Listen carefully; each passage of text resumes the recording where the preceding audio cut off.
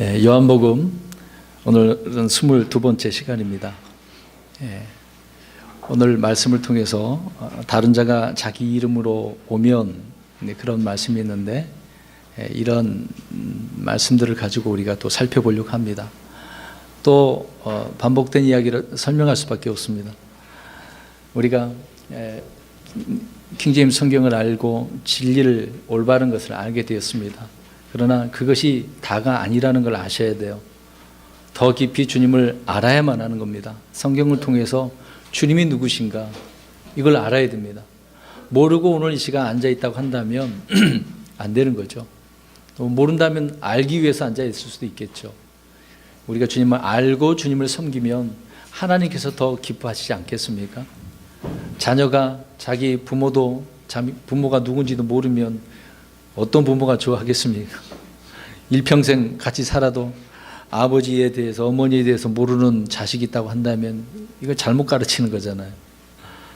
그렇죠? 우리가 오늘 말씀을 통해서도 주님이 누구신가를 알았으면 좋겠습니다. 지난 시간에는 너희 속에 없는 것들이 무엇인지 살펴보았습니다. 주님께서 바리새인들을 향하여 종교 지도자들을 향하여서 너희 속에 없는 것 그런 부분을 말씀하셨죠. 그것이 이제 두 가지였었는데 그들의 속에 하나님의 말씀이 없고 또 하나님을 향한 사랑이 없었다는 것입니다. 말씀이 속에 없게 되어지면 여러 가지 문제가 생긴다고 했는데 우리가 살펴본 걸 간략하게만 말씀드립니다. 말씀이 없는 사람들은 기도해도 기도 응답이 안 되는 거죠. 기도 응답을 기대할 수가 없고 또 영적인 교제도 할 수가 없습니다. 주님과의 교제가 안 되는 거죠. 하나님은 항상 말씀으로 교제를 하시거든요. 내 말이 영이라고 그랬잖아요. 우리의 영이 이 영적인 것을 가지고 하나님과 교제하는 거 아닙니까? 또 성도들과도 마찬가지겠죠. 또 주님의 제자가 될 수도 없습니다. 말씀이 없는데 어떻게 주님의 제자라고 할 수 있겠습니까? 주님의 제자는 그 말씀을 가지고 말씀을 살기 때문에, 그리고 또 스스로가 죄와 저 마귀에게 패배자라고 스스로가 선포하는 것이다라고 말씀을 드렸죠. 또 열매를 맺을 수 없는 것이고 또 그러한 자들은 성장할 수가 없다는 겁니다. 그뿐만 아니라 말씀이 없이 믿음이 있을 수도 없다는 거죠. 말씀은 들음에서 난다고 그랬는데 말씀을 들어야 생기는 아니겠습니까? 아무리 많은 말들을 교회에 와서 듣는다 할지라도 강단에서 선포하는 말씀이 하나님 말씀이 아니고 세상적인 목사의 말이라고 한다면 이건 잘못된 거겠죠. 하나님 말씀이 선포되고 그 말씀 들은 자들에게 믿음이 생기게 되어지는 것입니다. 그리고 또 사랑이 없다고 그랬는데 하나님을 향한 사랑이 없으면 안 되겠죠. 그런데 이 하나님을 향한 사랑이 있으면 합력하여 선을 이루시는 하나님이라고 하지 않으셨습니까? 또 그 사람을 주님께서는 아신다라고 표현하고 있고 또 형제를 사랑하게 되고 더욱더 주님께서 오심을 기다리는 자들이 된다고 말씀하고 있는 것입니다.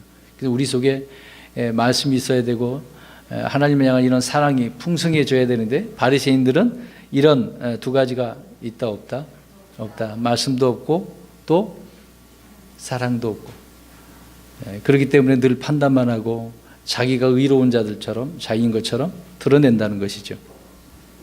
지난 시간에 우리가 이렇게 살펴보고 보았고요. 오늘은 예수님께서 요한복음에서 이 적그리스도에 대해서 처음으로 언급한 이런 내용을 살펴보고 있는 것입니다. 그러면 처음에 제가 예수님을 알아야 된다고 하지 않았습니까? 근데 그러면 하나님에 대해서 우리가 알아야 되는 뿐더러 주님을 대적한 자가 누군지도 알아야 되잖아요. 그 부분을 주님께서 언급하신 것인데 그 내용을 우리가 성경을 찾아서 살펴보려고 하는 것입니다.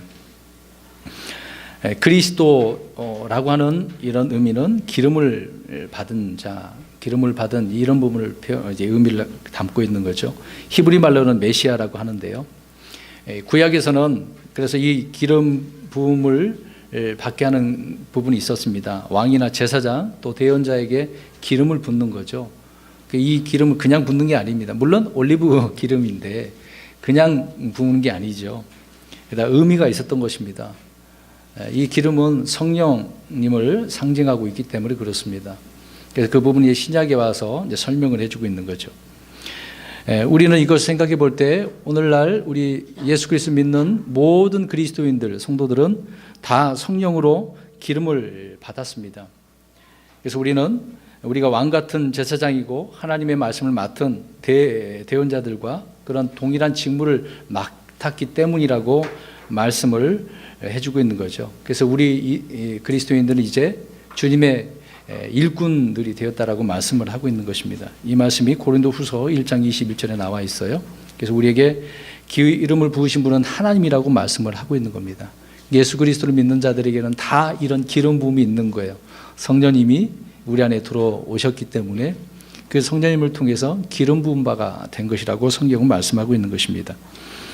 또 우리 예수님께서 역시 기름 부음을 받은 분이죠. 사역을 하실 때마다 계속해서 3년 반 동안 일을 하실 때마다 성령님께서 함께 하신 것을 우리가 알 수가 있습니다. 그래서 히브리서 1장 9절에 제가 그냥 읽겠습니다. 주께서 의를 사랑하시고 불법을 미워하셨으니 그러므로 하나님과 주의 하나님께서 즐거움으로 주에게 기름을 부죠. 하나님께서 즐거움의 기름으로 주님께 기름을 부었다라고 말씀하고 있습니다. 그래서 예수님께서는 메시아이시고 그리스도이신 것이죠. 예수님의 이름은 예수이죠. 이름은 예수. 그리스도는 칭호입니다. 예수님의 칭호가 너무도 많아요. 굉장히 많이 있는데 그거를 뭐 일일이 다 나열할 수는 없겠습니다만은 그 주님의 칭호 중에 하나가 그리스도다라는 것을 알 수 있습니다.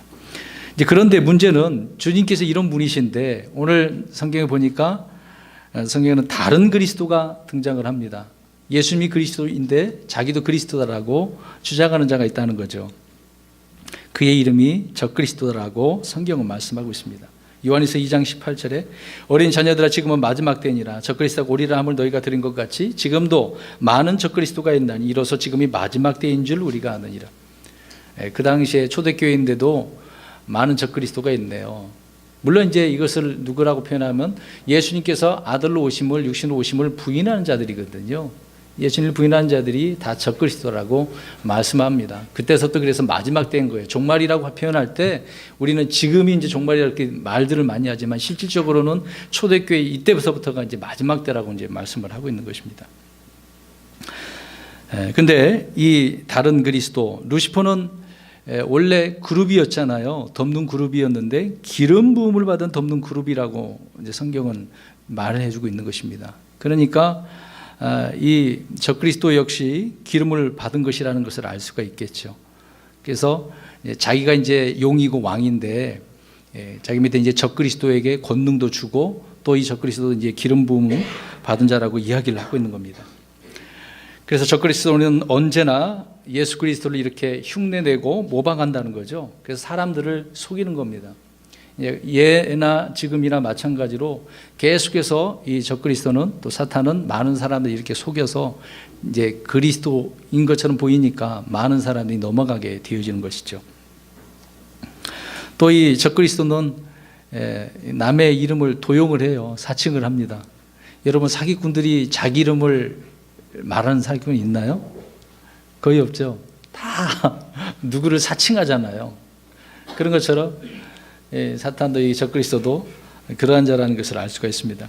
그래서 적그리스도는 마치 자신이 누구라고 이야기하는 거예요? 그리스도다. 예수님의 행세를 하는 것이죠. 우리가 이런 것을 분별을 해야 됩니다. 모르면 정말 그렇구나라고 넘어가게 되어지는 거죠. 오늘날 많은 사람들이 이단에 빠진 사람들이 그런 거 아닙니까? 정말 미혹의 영이 들어가니까 그들이 주장하는 말이 상식적으로도 맞지도 않는데 억지가 있는데도 불구하고 거기에 빠진 사람들이 얼마나 많아요.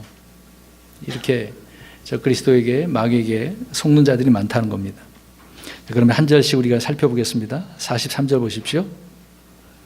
내가 내 아버지의 이름으로 왔는데 너희가 나를 받아들이지 아니하나 만일 다른 자가 자기 이름으로 오면 너희가 그를 받아들이라 이렇게 말씀하고 있습니다.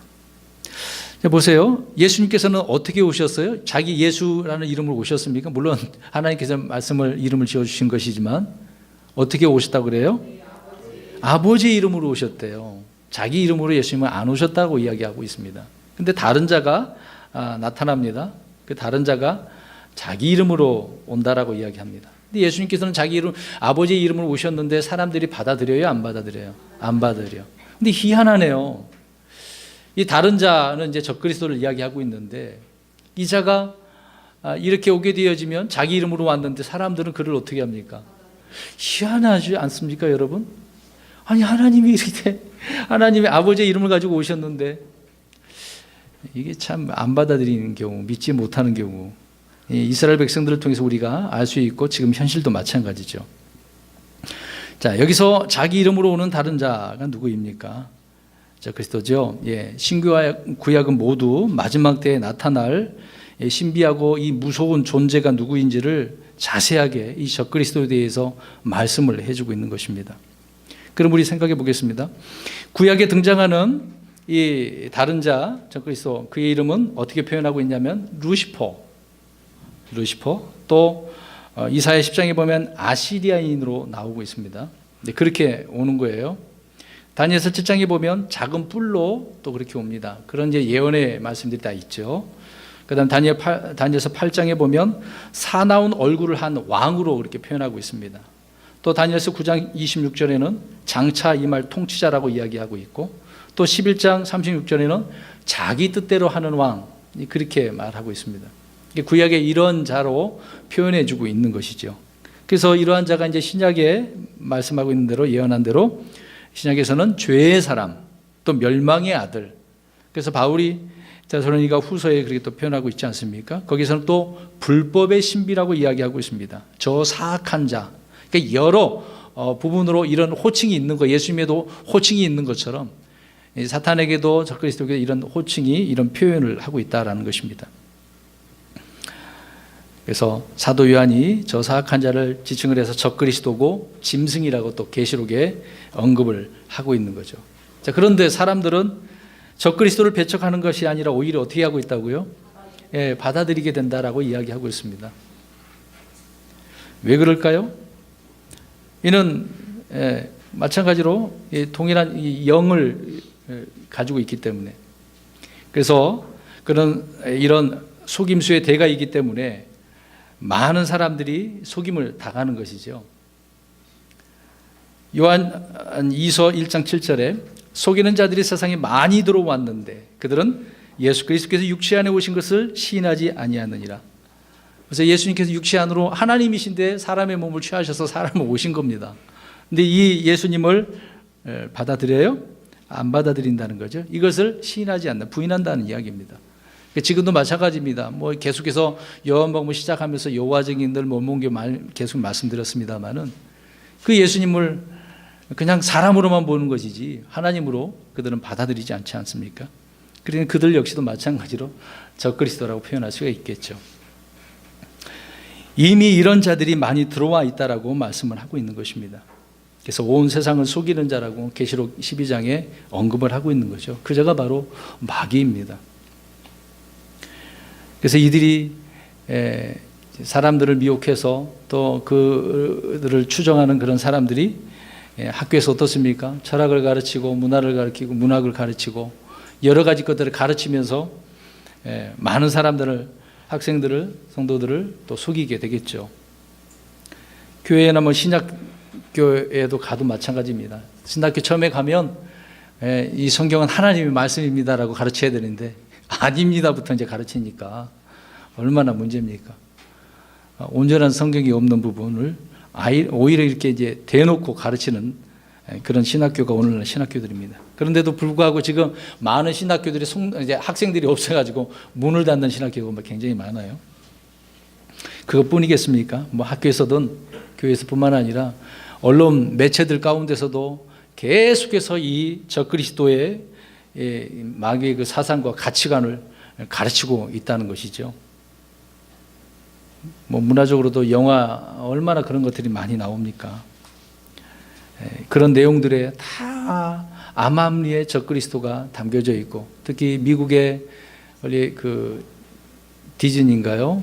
네, 666 대놓고 그런 그림을 형상화 만들어 놓고 또 그게 암암리에 화면 이제 장면들이 넘어갈 때마다 그런 부분들이 다 심겨져 있습니다, 여러분.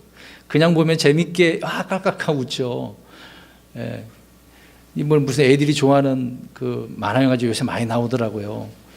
애들 것까지 제가 이제 검색해서 보지는 않지만 줄거리 읽어보면 죽은 자가 다시 살아나고 환생하고 그런 불교 윤회적인 이야기도 많이 담겨져 있고 그렇습니다. 아이들을 굳이 그런 걸 보여줄 필요가 없고요. 위험하기 때문에 그렇습니다. 왜 그것을 보면서 진짜인 줄 알고. 지금 영화 신과 함께 나오지 않았습니까? 그런 내용이 보는 순간 이런 영화도 다 있어. 말도 안 되는 소리인데. 그렇죠? 윤회선을 가지고 만들어 놨으니까요. 이렇게 암암리에 그들의 이 사악한 사상과 가치관을 심어주고 있다는 거죠. 그래서 우리는 이렇게 마귀가 속이고 있다는 것을 아셔야 된다는 것입니다. 지금 교회도 얼마나 이런 자들이 많아요. 의의 일꾼들이 일어나야 되는데 거짓된 일꾼들이 일어나서 가득 차 있기 때문에 많은 성도들이 이제 성경적으로 표현하면 핍절하다 그러잖아요. 핍절. 풍성한 그리스도인의 모습이 아니라 더 괴롭고 고통스럽고 막 억압되어져 있는, 막 눌려져 있는 그런 상태에 있는 사람이 너무도 많다는 겁니다. 마귀가 이제 그렇게 하고 있으니까 그렇겠죠.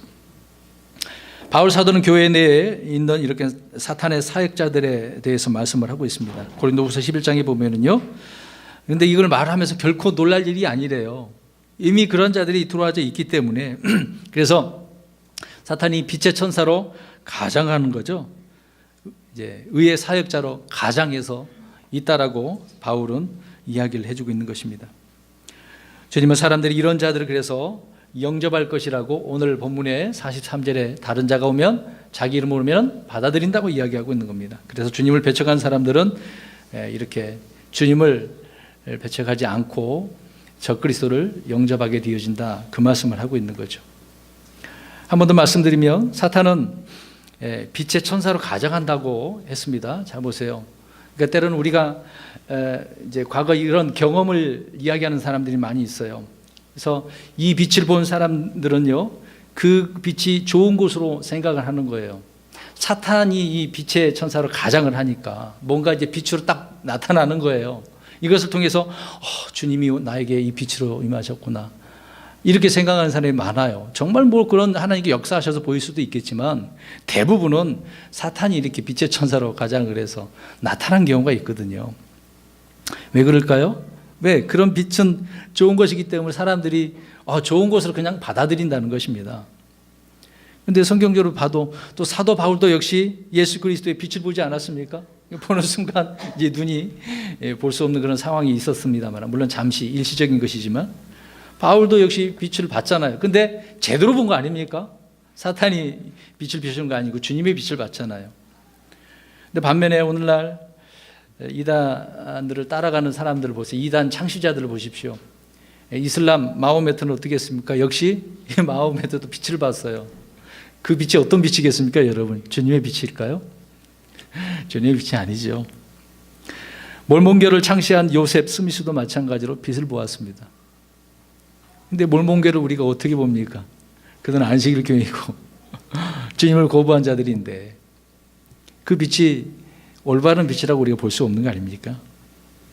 이렇게 이교도의 창시자 가운데 빛을 보지 않는 사람은 거의 없을 겁니다. 다 봤다 그래요. 오늘날 은사주의자들 빠진 사람들도 대부분 뭔가 봤다 그래요, 여러분. 여러분, 저도 과거에 본 적이 있습니다. 봤다고 갑자기 기도하는데 뭔가 시커먼 게 지난 것처럼, 눈을 감고 있는데 시커먼 것이 막 지난 것처럼 생각하는 거예요. 여기 계신 분들 뭔가 다 봤다고 생각하지 않습니까? 그런 분들이 있을 거예요. 제가 왜 이런 말씀을 하냐면 사탄은 빛의 천사로 가장을 해서 뭔가 자꾸 보이게 하려고 한단 말입니다. 왜? 사람 자기 이게 보고 싶은 마음의 생각이 있으니까 보여주는 거죠. 그러니까 무엇을 보았다라고 하는 자기 생각, 이런 경험을 우리가 내려놓아야 되는 것입니다. 그래서 빛을 보았다는 이런 사실 하나의 사람들이 너무나 잘 속는다는 겁니다. 왜? 그 빛이 어떤 빛인가를 생각을 해야 되는데 그냥 생각도 안 하고 주님께서 비춰줬구나, 그렇게 생각하는 거죠. 여러분, 빛은 모두 하나님께로부터 오는 것이 아니라는 사실을 아셔야 됩니다. 그래서 조심해야 되는 거죠. 다시 43절 가서 보십시오.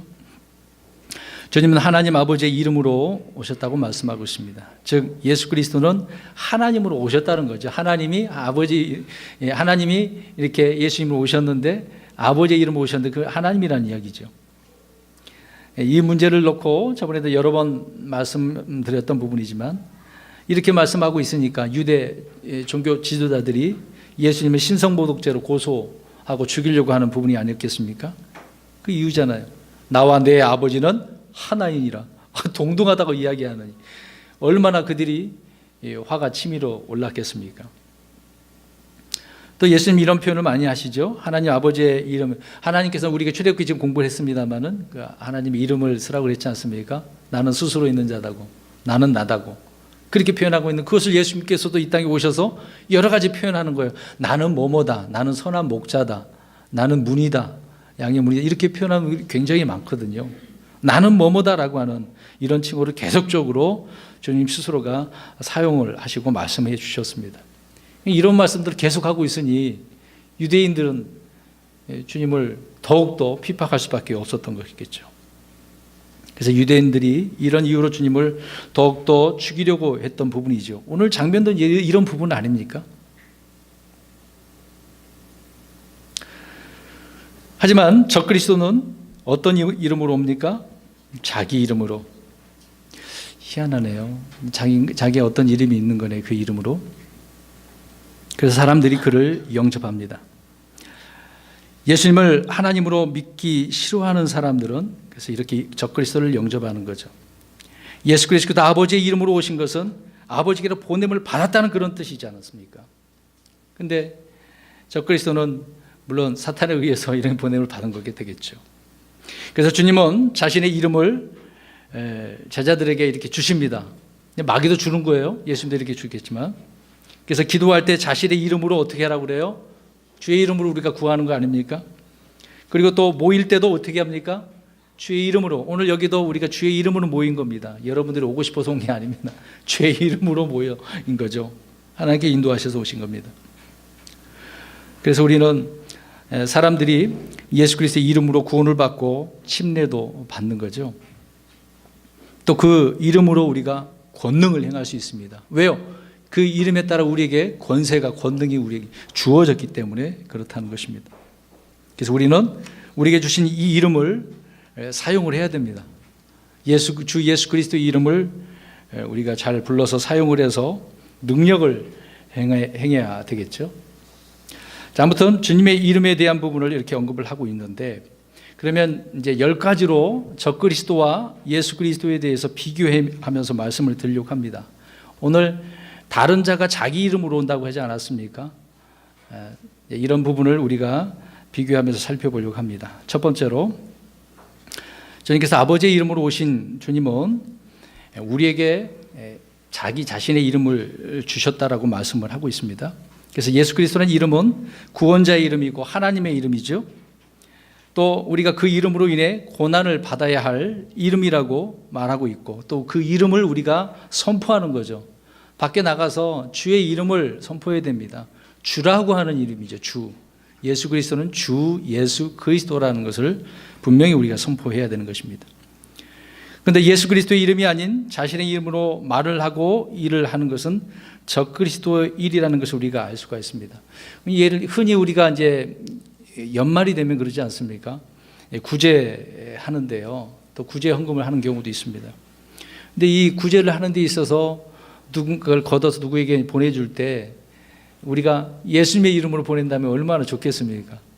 주 예수 그리스도께서 당신에게 주라고 해서 보냈습니다. 그러면은 그분이 또 누군데, 이렇게 모르는 사람은 궁금해할 수도 있는 것이고, 아는 사람은 정말 감사하겠죠. 아, 주님께서 나에게 이렇게 보내셨구나. 근데 대부분 어떻게 보냅니까? 그렇게 안 보내고 자기 이름으로, 누구의 이름으로 그래 보내죠. 특히 기업체들은 얼마나 광고합니까? 홍보를 해야 되니까 자기 회사 이름을 많이 드러내는 거죠.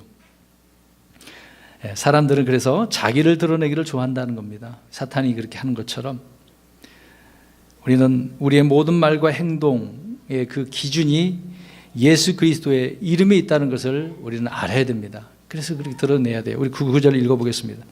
골로새 3장 17절. 우리가 말할 때나 무엇을 할 때나 이 이름으로 해야 된다고 말씀을 하고 있는 것입니다. 그러면 주님이 증언이 되어지고 사람들이 그것을 들을 때 얼마나 큰 힘이 되겠습니까? 내가 아무리 좋은 말을 해도 소용이 없는 거죠. 골로새서 3장 17절 시작. 또 너희가 일어나 행위로 무엇을 하든지 모든 것을 주 예수님의 이름으로 하고 그분을 힘입어 하나님 곧 아버지께 감사를 드리라. 예수님의 이름으로 해야 된다고 말씀하고 있죠. 모든 것, 말할 때나. 모든 그리스도인들이 자신의 이름이 아닌 예수 그리스도 이름으로 행하게 되어지면 주님의 이름이 얼마나 잘 퍼져 나가겠습니까? 그러나 적그리스도는 그러지 않는다는 게 문제가 되겠죠. 자, 두 번째로 아버지 이름 오신 예수 그리스도는 겸손하셔서 자신을 낮추십니다. 우리 빌립보서 볼까요? 2장 7절 8절. 자, 예수님이 이런 분인데 적그리스도는 정반대라는 겁니다. 이제 그걸 비교하는 말씀이니까요. 그렇게 이해하면서 찾으시면 될 것 같습니다. 빌립보서 2장 7절 8절. 이것을 우리가 보면서요, 나 자신이 혹시 이 적그리스도처럼 이런 생각과 마음을 갖고 있지 않는가 점검했으면 좋겠습니다. 2장 7, 8절 시작. 스스로 무명한 자가 되사 자기 위에 종의 형체를 취하시고 사람들의 모습이 되셨으며 사람의 모양으로 나타나사 자기를 낮추시고 죽기까지 순종하셨으니 곧 십자가에 죽으심이라. 아멘. 주님은 이렇게 낮추셨어요. 구원의 근원이 되시고 생명이 되신 주님께서 자신을 이렇게 낮추셨다고 한다면 저와 여러분도 어떻게 되겠습니까? 모든 그리스도인들이 자기를 낮추고 다른 사람을 나보다 낮게 여겨야 되잖아요. 더 좋게 훌륭한 사람으로 여겨야 되는 거 아니겠습니까? 근데 교회 왔는데도 자기 밑에 있으면 안 되죠. 바라보는 시각이 이제 갓 예수님을 믿는다 할지라도 그 사람을 높여줘야 되는 건데 낮게 여겨야 되는데 자기가 더 잘났다고 한다는 것은 자기를 드러내는 거잖아요. 이게 겸손하지 않는 사람, 마귀는 이런 교만한 자라는 것을 이야기해 주고 있는 것입니다. 적그리스도는 자신을 이렇게 높이는 거죠. 이 세상에서 자기를 과시하고 뽐내는 사람들은 모두 이 적그리스도의 영으로 충만한 사람이라고 우리가 볼 수 있는 거 아닙니까? 저번에 이제 마귀에 대해서 설명 들었습니다만은 그리스도인들도 마귀가 들어와요. 이런 미혹에 넘어가면 그렇게 되어지는 겁니다. 그렇기 때문에 그리스도인들 가운데도 이 과시하고 뽐내는 사람들이 많아요. 조금만 뭔가 알면 막 가르치고 싶고 드러내고 싶고 자기 이름을 알리고 싶고 그러는 거죠. 이 사탄이 적그리스도가 많은 교회에 들어와서 또 많은 사람들을 정복하고 있기 때문에 이렇게 되어지고 있다는 것입니다. 우리 주님은 분명히 겸손하시고 낮추셨다는 것. 근데 반대로 적그리스도는 어떻게 합니까? 자기를 드러내는 것이다. 세 번째로 예수 그리스도는 위로부터 이렇게 내려오셨어요. 자, 낮아지셨다는 거잖아요. 한 번 더 표현하는 부분이지만 위로부터 내려오셨어요. 요한복음 6장 38절에 나는 내 뜻을 행하려고 하늘로부터 내려오지 아니하고 나를 보내신 분의 뜻을 행하려고 내려왔느니라. 얼마나 이 말씀 여러분 아주 좋은 말씀입니까? 주님께서 하나님이신데 자기 마음대로 하지 않았다는 거잖아요. 반면 적그리스도는 어떻게 왔습니까? 위로부터 내려왔나요? 땅으로 쫓겨났는데 아래로부터 올라오는 거죠. 저 바다가 없는 구렁에서 올라오는 자라고 이야기합니다. 그러니까 주님과 반대, 항상 같은 자로 이렇게 행색을 하고는 있지만 항상 주님과 어떻다? 반대되고 있다. 이걸 생각하면 되겠죠. 계시록 11장 7절에 바다가 없는 구덩이로부터 올라오는 짐승에 대한 적그리스도를 이야기하고 있는 거죠. 사람들은 하늘에서 내려오신 예수 그리스도를 배척하고 바다가 없는 구덩이에서 올라오는 이 짐승을 그래서 영접하게 되는 것이다. 나중에 이제 환란 때 이런 일이 벌어지는 거죠. 뭐 지금도 마찬가지입니다. 사람들은 누구나 이렇게 높아지려고 하는 거죠. 그 이유는 적그리스도가 그들을 이렇게 지배하고 있기 때문에. 세 번째로 주님은 위로부터 내려오셨지만 적그리스도는 밑으로 이렇게 올라온다. 땅에서 올라온다. 그걸 기억하시면 됩니다. 네 번째로 주님은 아버지의 이름으로 오셨기 때문에 세상으로부터 멸시를 받고 배척을 받았습니다. 잘 보세요. 주님은 이 땅에 오셔서 영광 받으셨습니까? 아니요. 오히려 사람들에게 영광을 받는 게 아니라 배척을 받으셨다고요. 근데 우리는 때로는 사람들에게 이런 일을 당하면 고통스럽죠. 인간관계 속에서도 저 사람 나를 무시하고 멸시하면은 막 화가 치밀어 나지 않습니까? 막 직장 생활에도 그 사람 때문에 내가 직장 생활 못 하겠다고 다른 데로 옮기고 그런 경우가 많잖아요. 우리 생각해 보겠습니다. 예수님은 이 땅에서 결코 영광을 받지 못하셨어요. 누울 자리도 없다고 하지 않았습니까? 머리 들 곳도 없어요. 사람들의 칭찬과 영광을 구하지도 않으셨습니다. 그런 상황이다 할지라도. 이사야 53장 3절에 그는 사람들에게 멸시를 당하고 거부되었으며 슬픔의 사람이요 고통을 잘 아는 자라, 이렇게 표현하고 있습니다. 슬픔의 사람이래요. 우리가 또 예를 들어서 성경의 말씀대로 이스라엘 사람들이 이제 예수님을 십자가에 못 박게 하지 않습니까? 근데 빌라도는 놓아주기를 원해요. 그래서 명절에는 누구를 놓아줘요. 어떤 흉악한 죄를 짓다 할지라도. 근데 예수님을 안 놓아주고 누구를 놓아주려고 합니까? 바라바라고 하는 흉악한 자라고 나오지 않습니까? 살인자고. 예수님은 살인자도 아니고 많은 사람을 위하여 자기 자신을 이렇게 내어주시는 그런 분이신데, 많은 사람들은 주님을 더 귀하게 여긴 것이 아니라 바라바를 귀하게 여기고 있는 거 아닙니까? 사람들에게 환영받는 그런 교회, 기독교가 되기 위해서 그럼 이 강단에서 사람들은 무엇을 선포해야 됩니까? 이제 평화, 사랑해야 됩니다. 잘 될 것입니다. 복 받고 삽시다. 그렇게 해야만이 얼마나 잘 되겠어요. 그런데 성경대로 표현하자면 그런 것보다도 대부분 무엇을 선포해야 되겠습니까? 교회에서요. 회개해야 됩니다. 십자가를 바라봐야 됩니다. 주님께서 우리를 위해서 피의 이 속죄를 해주셨습니다. 오늘 저는 그 얘기를 하고 있는 거거든요. 우리는 자기 자신을 부인하고 주님을 닮아야 됩니다. 강단에서 이런 부분을 선포해서 성도들을 오히려 더 주님께로 인도하고 주님의 은혜로 살게 만들어야 되는데, 자기를 드러내고 다 나를 위해서만 자기 중심으로 살게 만들고 있는 것 아니겠습니까? 이런 문제가 있네요. 우리 주님은 사람들에게 그래서 싫어하신 바가 되어지고 배척받고 멸시를 받았던 것입니다. 그럼에도 불구하고 하나님께서는 우리 주님을 어떻게 하십니까? 예수님을 대답을 못하세요. 세상에서는 이런 멸시천대 받았는데 하나님께서 우리 예수님을 어떻게 하시냐고요. 자, 우리 빌립보서 2장 9절.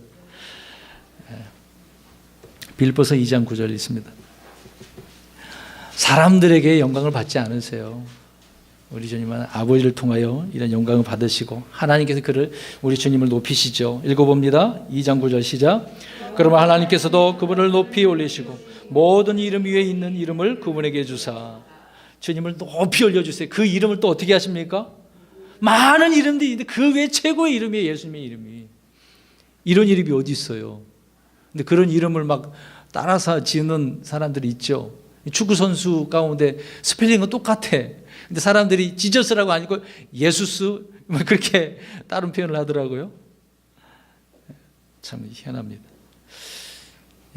그 부모가 제대로 성경적인 지식이 있다고 한다면 그 이름을 그렇게 안 할 겁니다. 주님의 이름을 감히 함부로 이렇게 사용할 수 있다니 놀랍죠. 성도 여러분, 하나님은 겸손한 자에게 은혜를 주십니다. 주님께서 그렇게 낮추셨으니까 하나님께서 높이신 거 아닙니까? 그런 것처럼 저와 여러분도 항상 우리 자신을 낮추면 하나님께서 어떻게 하실까요? 높여주십니다. 때가 되면 하나님께서 저와 여러분을 높여주셔요. 높여주셔요. 때가 되면은요. 자, 우리 베드로전서 5장 6절 읽어볼까요? 항상 이런 삶을 우리가 살아야 됩니다. 특히 믿음의 사람들이 만날 때마다 더 그래야 되겠죠. 우리 읽어봅니다. 베드로전서 5장 6절 시작. 그러므로 하나님의 강한 손 밑에서 스스로 겸손하라. 그리하면 정하신 때에 그분께서 너희를 높이시리라. 때가 되면 높여주신대요. 때가 되면. 스스로가 하지 말라는 이야기입니다. 근데 마귀는 자꾸 그러지 말라는 거. 오히려 더 어떻게 알아요? 지금 높이라고 이야기하고 있는 거죠. 이렇게 주님은 멸시 천대 받으셨는데 우리도 이렇게 살아야 되지 않겠습니까? 물론 주님의 이름이죠. 내가 잘못해서 멸시 천대 받는 게 그건 잘못된 거고, 주님의 이름으로 살다가 믿음으로 살다가 이런 일을 당하면 하나님께서 꾹 참고 자기를 더욱더 낮출 때 하나님께서 저희 여러분을 어떻게 하신다고요? 높이신다고요. 그게 정상 아닙니까? 올바른 그리스도인 아닐까요? 다섯 번째로 예수님께서는 아버지의 이름으로 이렇게 오셔서 아버지께서 주신 양떼들을 위해서 일하셨습니다. 맡겨준 양떼를 위해서요. 양떼를 위해서 일하시고 헌신하시고 죽으신 분이 우리 주님이시죠. 그래서 나는 선한 목자다.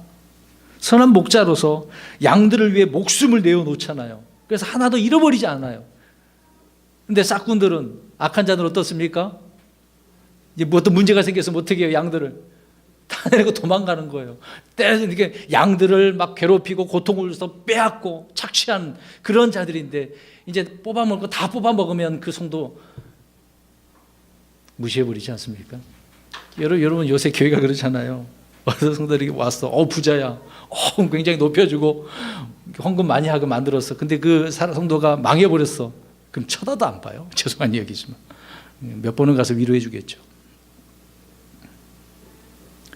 우리 주님은 양떼들을 위해서 이렇게 하셨는데, 저 그리스도는 또 사악한 자들은 그렇게 하지 않는다는 거죠. 근데요, 저번에도 뭐 강해 시간에 말씀드렸습니다만은, 이스라엘은 어떠한 자들입니까? 농경 사회잖아요. 지금 원래가 옛날에는 목자가들이 있었습니다만은, 근데 목자에 대해서 사람들이 생각하다 보면은 어떻게 생각합니까? 우리 출애굽기에서는 이집트 사람들이 하찮게 여기지만은, 흔히 오늘날 많은 사람들이 목자, 양을 치는 사람 그러면 어떻게 생각하냐고요.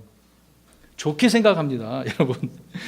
야, 뭐 대단하다, 그렇게 생각을 해요. 근데 그 목자가 하는 일을 보면은요, 나 못하겠어, 할 수 없어, 그렇게 나와야 되거든요. 이 목자는요, 집에 자주 거하지 못합니다. 항상 양떼를 데리고 어떻게 해야 돼요? 초원으로 푸른 풀밭으로 데려가서 먹여야 돼요. 때로는 목마르면 물가로 데려가서 먹여야 돼요. 근데 거기까지는 좋아. 근데 이 양들을 해치려고 하는 자들이 있지 않습니까? 사자나 일이나 이런 악한 짐승을 통해서 짐승들이 잡아먹으려 하니까 어떻게 해야 돼요? 지켜내야 되죠. 그러면 그 짐승들과 싸우다가 목자는 어떻게 되겠습니까? 죽을 수도 있고 싸워야 되는 것이니까요. 다윗이 그렇게 싸운 거 아닙니까? 곰의 발바닥도 찢고 사자 입도 찢고 이리들을 쫓고 그런 사람이었던 거죠. 양떼들이 있는 그 목처지는요, 항상 위험천만합니다. 야수들이 있기 때문에. 얼마나 힘들겠어요. 또 거리도 보세요. 양무리들 데리고 가려면은 그냥 몇백 미터만 가면 될까요? 때로는 수십 킬로까지 가야 돼요. 멀리 가서 먹이고 데려오는 게 얼마나 힘들겠습니까, 여러분? 쉬운 일이 아니거든요. 예수님께서 탄생하실 때도 이제 밤에 목자들은 무엇 하고 있어요? 양 치고 있지 않습니까? 그 밤인데도 불구하고.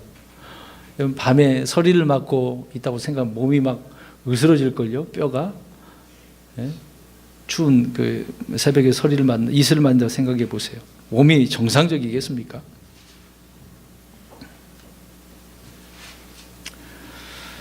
저 여러분이 어디에 있든 간에, 물론 선한 목자이신 우리 주님께서 저와 여러분과 함께 계십니다.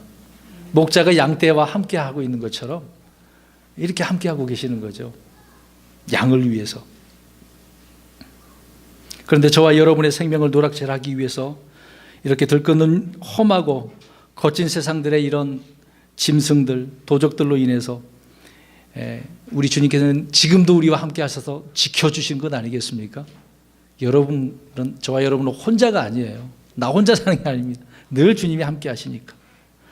그래서 세상 끝까지 항상 너희와 함께 있느니라 라고 마태복음 28장에 말씀하고 있지 않습니까? 주님은 목자라서 지금도 저와 또 우리 성도 여러분들과 마찬가지로 함께 임마누엘로 함께 하신다는 것을 우리가 알 수 있습니다. 그러나 적그리스도는 어떻게 해요? 우리 주님은 양을 위해서 이렇게 하고 계시는데 적그리스도는 어떻게 합니까? 자기를 위해서 일하고 자기를 위해서 배만 채웁니다. 양들의 것을 얼마나 많이 빼앗아 갑니까? 때로는 죽이는 거죠. 자, 이렇게 비교하면 우리가 더 자세히 알 수 있겠죠. 여섯 번째로, 아버지 하나님은 진리 하나님이세요. 진리 하나님. 예수 그리스도 역시 아버지의 이름으로 오신 진리라고 말씀합니다. 나는 진리요 길이요 진리요 생명이라고 말씀하고 계시죠. 근데 반대로 적그리스도는 어떤 자입니까? 진리입니까? 겉으로는 자기가 진리라고 표현하잖아요. 그러나 성경은 거짓이다, 거짓말장이다 라고 요한복음 8장에 말씀을 하고 있는 거죠. 그는 진리가 아니라 모든 것이 다 거짓이라는 겁니다. 여러분, 사탄에게도 좋은 점이 있을까요, 여러분? 조금이라도 있지 않을까요? 하나님께서 그렇게 만들었는데 없어요. 조금이라도 없어요. 오해하지 마세요. 조금이라도 뭔가, 아니요, 그에게는 선이 하나도 없어요. 다 거짓입니다. 거짓으로 가득 찼기 때문에 그 거짓으로 많은 사람을 미혹하는 거죠. 일곱 번째로 오늘 말씀하고 있었던 것처럼 아버지의 이름으로 오신 예수 그리스도는 슬픔의 사람이에요. 슬픔. 자, 보세요. 우리가 성경을 처음부터 끝까지 읽어보세요.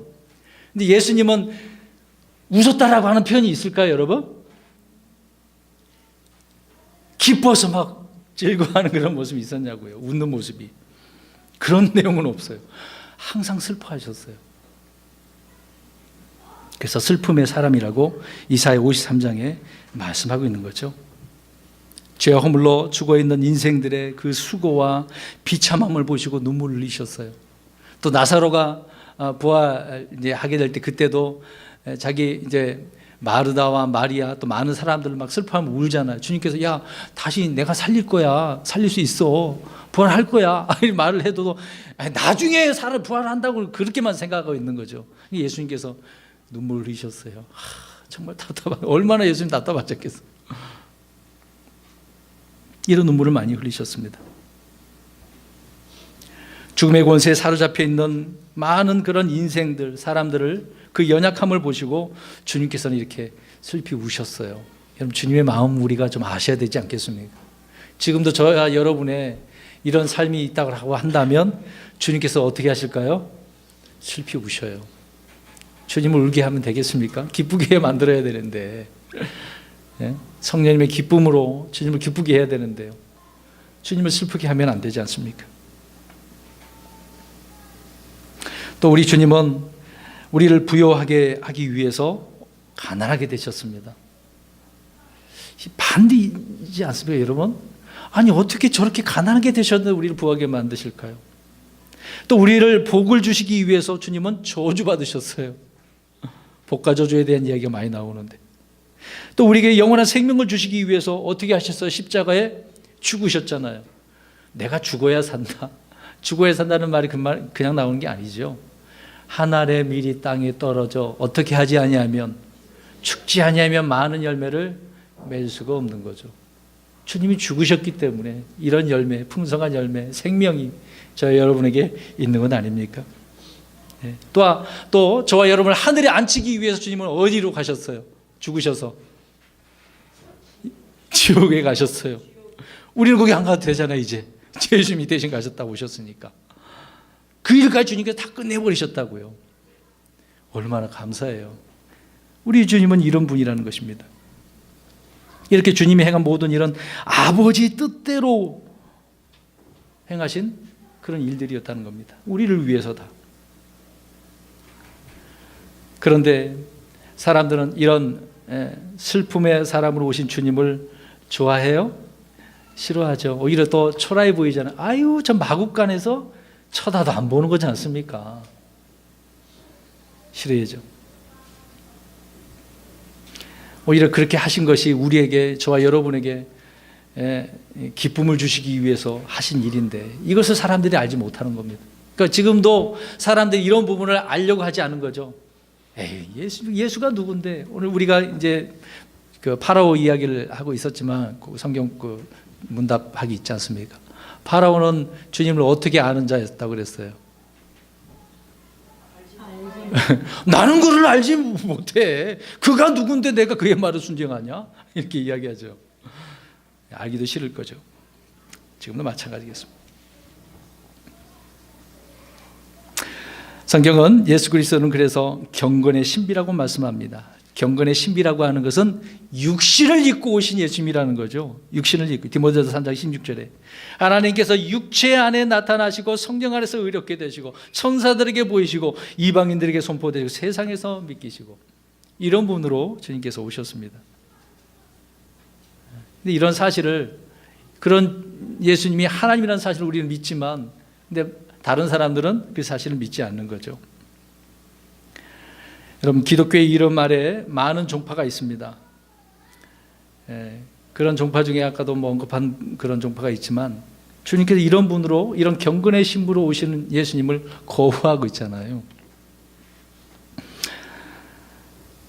주님은 이렇게 경건의 신비이신데 적그리스도는 불법의 신비라고 데살로니가 후서 2장 7절에 말씀하고 있습니다. 그래서 불법의 신비가 이미 일하고 있으나, 이미 활동하고 있어요. 과거에도 지금도 앞으로도 주님께서 이 세상을 완전히 끝내버리기 전까지는 계속해서 이렇게 불법의 신비가 활동을 하는 것입니다. 창세기 3장 15절에 여자의 씨와 뱀의 씨가 나오죠. 여자의 씨는 누구를 이야기하고 있는 거예요? 예수 그리스도. 그럼 그 사탄 뱀의 씨는 누구를 이야기하고 있는 걸까요? 적그리스도. 근데 이 적그리스도가 누구라고 이야기합니까? 요한복음 6장 70절에 너희 중에 하나는 누구다 그랬어요? 제자들을 놓고서 너희 중에 하나는 마귀다. 누구를 이야기하는 걸까요? 가룟 유다를 말하고 있는 거죠. 이제 사도 베드로가 이 가룟 유다가 죽었을 때 어디로 갔다 그랬어요? 우리 지금 죽으면 지옥으로 가는데 자기 처소로, 가룟 유다는 자기 처소로 가서 이제 바닥 없는 구덩이로 간 거죠. 그래서 그가 바닥에서 어떻게 해요? 그 구덩이에서 올라오는 거죠. 나중에 올라옵니다. 그래서 사도 요한이 계속 17장 7절 8절에서 짐승의 신비에 대해서 이야기해 주고 있는 거죠. 바닥에서, 구덩이에서 거기서 올라온다고. 바로 그 자가 가룟 유다라는 것입니다. 그러면 9번째로 예수 그리스도는 하나님의 아버지의 형상이세요. 자 보세요. 아버지의 형상입니다. 아버지의 형상. 그래서 아버지의 이름으로 이 땅에 이렇게 오셨는데, 그것은 자신이 하나님이라는 사실을 지금 말씀해 주고 있는 거죠. 고린도서 1장 15절에 그분께서는 보이지 아니하는 하나님의 형상이시요 모든 창조물의 처음 난 자이시니라. 그러면 예수님을 본 사람이 있어요, 없어요? 하나님을 만약에 보면 어떻게 됩니까? 죽는 거죠. 그러면 하나님을 알 수 있는 방법이 있어야 되잖아요. 보고 싶어요. 사람들은 자꾸 보고 싶어요. 그래서 빌립도 마찬가지로 아버지를 보여주세요 그랬지 않습니까? 예수님 뭐라고 그러셔요? 야, 나를 본 게 하나님을 본 거, 아버지를 본 거야. 왜? 하나님의 형상으로 이렇게 오셨기 때문에. 주님을 보면 된 것인데, 예수님을 알면 우리가 아버지를 아는 거예요. 근데 저와 여러분은 예수님 봤어요, 안 봤어요? 눈으로 본 적 없잖아요. 근데 성경을 통해서 아는 거죠. 우리가 주님을 본 거예요. 물론 실제 눈으로 본 건 아니지만 영적인 눈으로 보는 거죠.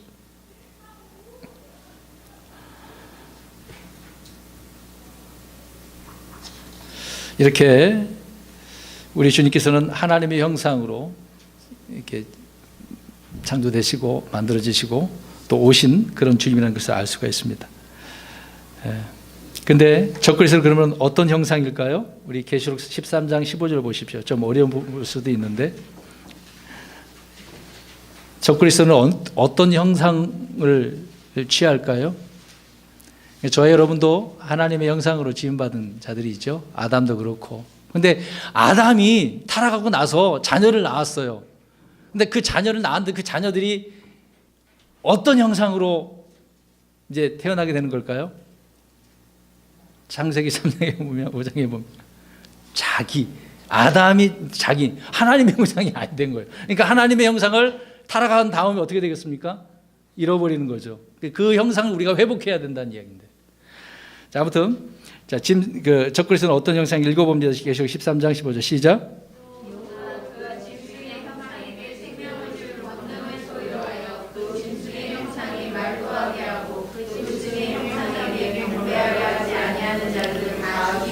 네, 나중에 적그리스도가 나타나는데 그 적그리스도를 위해서 형상을 만듭니다. 만들어 놓고 그를 섬기게 만들어요. 근데 무슨 형상이에요? 짐승의 형상. 하나님의 형상이 아니죠. 그러니까 겉은 하나님 행색을 하고 있는데 보여지는 거 보면은 계속 뭔가 하는 일을 보면은 아니란 말이죠. 근데 사람들이 그래서 그런 부분인데도 불구하고 오히려 그를 어떻게 하고 있습니까? 오늘 43절 말씀하고 있는 것처럼 받아들이는 거, 영접하는 거, 경배하는 겁니다. 나중에 이게 문제가 있는 거죠. 마지막 10번째로 예수 그리스도의 권세는 아버지 하나님으로부터 온 것이라고 이야기합니다. 자, 권세. 예수님께서 이 땅에 오셔서 이 권능, 능력을 행사하시죠. 근데 이것을 누구로부터 온 것이다? 네, 아버지 하나님으로부터. 그래서 마태복음 28장 18절에 예수님께서 그들에게 오셔서 말씀하여 이르시되 하늘과 땅에 있는 모든 권능이 내게 주어졌느니라. 아버지께서 주셨으니까. 그래서 그 권능을 받아서 주님은 일하신 건 아니겠습니까? 제자들 역시도 주님께서 그 권세를 주셨기 때문에 그것을 가지고 제자들도 일을 하는 거죠. 저와 여러분도 마찬가지입니다. 우리 주님께서 우리에게 권능을 주셔서 그 이름을 가지고 이런 권능을 행사하며 날마다 살아가는 거죠. 근데 그렇게 못 사는 그리스도인들이 있단 말입니다. 우리가 그렇게 못 살면 능력을 그냥 뭐 달란트를 땅에 묻는 것처럼 그러한 자들이 되는 건 아니겠습니까? 사용을 해야죠. 그러나 반대로 적그리스도는 그 권세를 어떻게 얻게 되십니까? 우리 성경 또 보겠습니다. 계시록 13장 2절. 계시록 13장 2절입니다. 우리 예수님은 아버지로부터 이 권세를 받아서 일하시지만 적그리스도는 누구에게 받아서 일하는지 보겠습니다. 13장 2절 시작. 내가 본 그 짐승은 표범과 비슷하고 그 발은 곰의 발 같으며 그의 입은 사자의 입 같은데 용이 자기의 권능과 자기 자리와 큰 권세를 그에게 주었더라. 용이 줬어요. 그 용이 누구예요? 사탄이죠. 사탄이 이 적그리스도에게 줘서 이제 7년 후 3년만 동안 이거를 행사하는 겁니다. 얼마나 막 많은 사람들을 그 권력으로 핍박을 하겠습니까? 그래서 지배를 하는 거죠. 하나님께서 의의 일꾼들을 부르시고 교회를 세우듯이 영도 자기 일꾼들을 이렇게 세우고 자기 교회를 세워서 세상을 지배하는 것입니다. 주님의 교회가 아니죠. 자, 여기까지 우리가 예수 그리스도와 적그리스도에 대해서 이렇게 차이점을 비교를 했습니다. 그러니까 이것을 우리가 알고 적그리스도에 대해서 또 알아서 속지 말아야 되는 것 아니겠습니까? 오늘 말씀을 통해서 우리가 그 부분을 잘 이해했으면 좋겠습니다. 자, 마지막 이제 그 뒷부분 또 성경 구절을 해야 되겠죠? 44절 보십시오. 너희가 서로 존귀를 받고 오직 하나님으로부터만 나오는 존귀는 구하지 아니하나니 어찌 믿을 수 있겠느냐. 자, 보세요. 사람들이 서로 어떻게 해줍니까? 서로를 존중해주고 인정해주고 있지 않습니까? 칭찬해주고 서로 그렇게 사는 거예요. 그러나 성경은 이런 자들은 지혜가 없는 자들이래요. 자, 보세요. 오늘 이제 이 말씀을 듣고 서로 이렇게 하지 마세요. 우리 읽어봅니다. 고린도후서 10장 12절. 서로 이렇게 인정하지 말래요.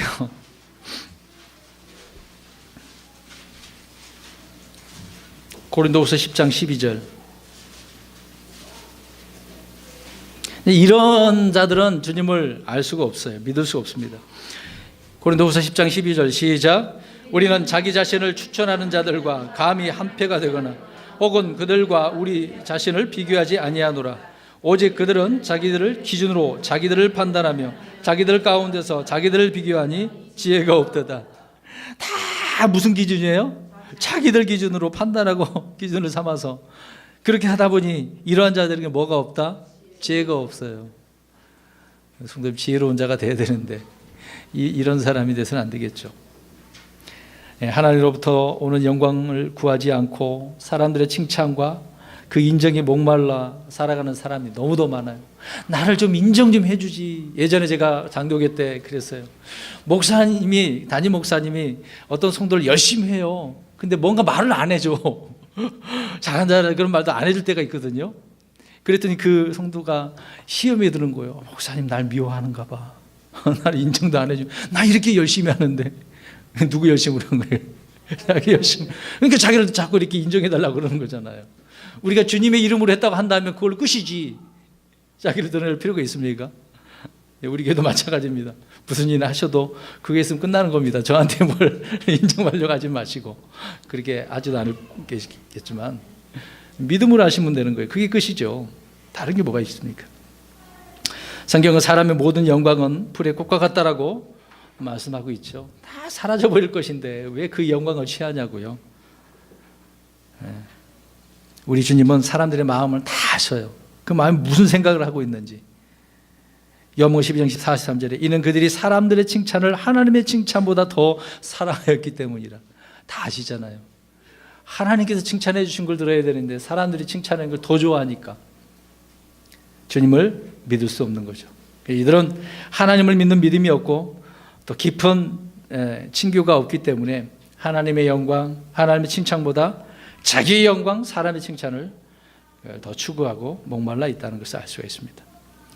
그래서 우리는 세상으로부터 인정받으려고 하지 마시고 주님께 인정받고 주님께 칭찬받는 그런 성도가 되기를 주의 이름으로 축원합니다. 막에 넘어지면 이렇게 되는 겁니다. 자, 45절입니다. 내가 너희를 아버지께 고소하리라고 생각하지 말라. 너희를 고소하는 자가 있으니 곧 너희가 신뢰하는 자 모세니라.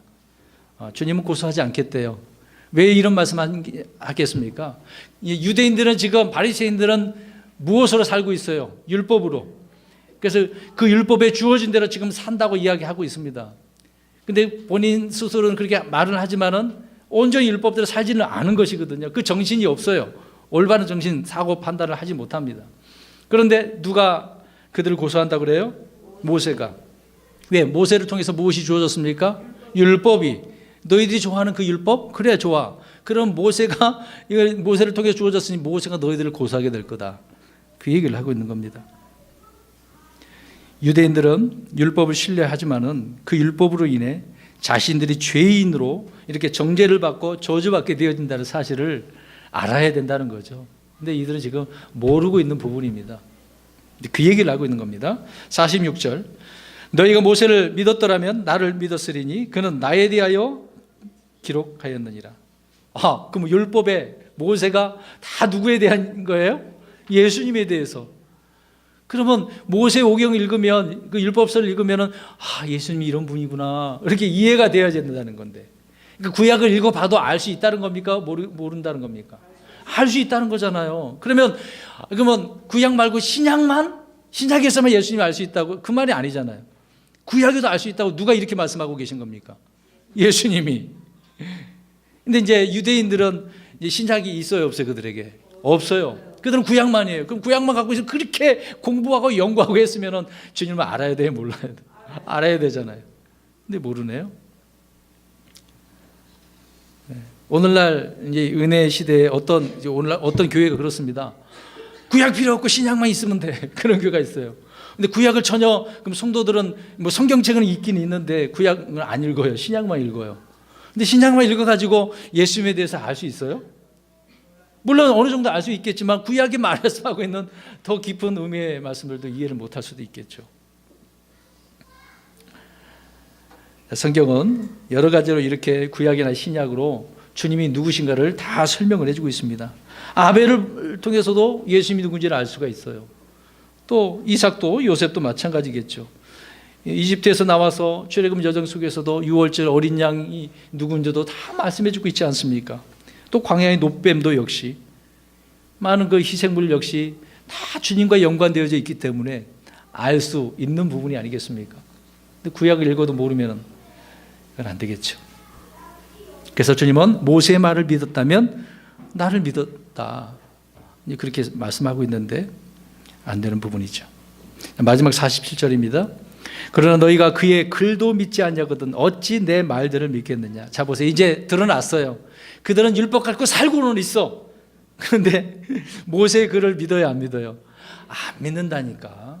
여러분, 유대인들요 하나님 잘 섬기는 것처럼 이야기 아니에요. 정말 하나님 모르는 자들이 유대인들입니다. 겉으로는 그냥 눈에 보이는 것만 가지고 생각을 하기 때문에 잘 믿는 것처럼 보이지만 아니에요. 지금 뭐 통곡예배에서 이렇게 통곡하고 진짜 통곡하고 있을까? 그러지 않을 거예요. 모세의 글을 믿으면 주님이 누구신지를 알고 주님을 믿겠죠. 성경은 예수 그리스도를 증언하고 성령은 말씀을 통해서 예수 그리스도를 증언하고 있기 때문에 다 알 수 있고 믿을 수 있는 것입니다. 그래서 말씀이 없으면 뭐가 없어요? 믿음이 없는 거죠. 왜? 로마서 말씀하고 있는 것처럼 말씀은 들으면서 믿음은 또 말씀을 통해서 오니까요. 많은 사람들이 신약을 통해서 거기서만 주님을 알 수 있다 하는 부분도 있지만 그게 아니다라는 것입니다. 우리가 누가복음, 요한복음 말씀하고 있는 것처럼 주님께서 부활하신 다음에 엠마오로 가는 두 제자 실망, 낙심 가득 차서 가는 길 아니었습니까? 그래서 같이 가시면서 구약에 있는 말씀을 가지고 이야기해 줬죠? 그때는 신약이 있었어요, 없었어요? 없었어요. 수십 년이 지나서 신약이 완성됐는데 예수님이 있을 때는 신약이 없었어요. 무슨 성경만 있었어요? 구약 성경만 있었어요. 또 제자들도 역시 신약이 완성되기 전까지 무엇을 가지고 설교합니까? 복음 전합니까? 구약에 있는, 특히 이제 유대인들을 상대니까. 왜? 거기에 누구를 이야기하고 있으니까, 구약에. 예수님을, 그리스도를 이제 말씀하고 있기 때문에. 사도행전만 봐도 우리가 그 부분을 다 이해할 수가 있는 거죠. 그러니까 얼마든지 우리가 구약이나 신약이나 주님이 누구신가를 알 수 있는 부분 아닙니까? 그래서 성경을 읽어야 돼, 안 읽어야 돼요? 알아야죠. 알아야 우리가 하나님의 사람들로, 그리스도인으로 바르게 살 수 있는 거 아닙니까? 또 저 사악한 자에 의해서 속지 않는 것이니까요. 여러분, 킹제임스 성경 우리가 이렇게 알고 성경대로 살아보려고 이렇게 애쓰고 있습니다. 근데 성경만 들고 다니는 사람 많아요. 그런 성도가 되어서는 안 되겠죠. 더 주님을 깊이 알고 깨달아서 주님의 의의 도구로 쓰임받는 저와 여러분이 되시기를 주의 이름으로 축원합니다. 말씀을 통해 예수 그리스도를 믿고 증언하는 성도의 삶이 되어야 될 줄로 믿습니다.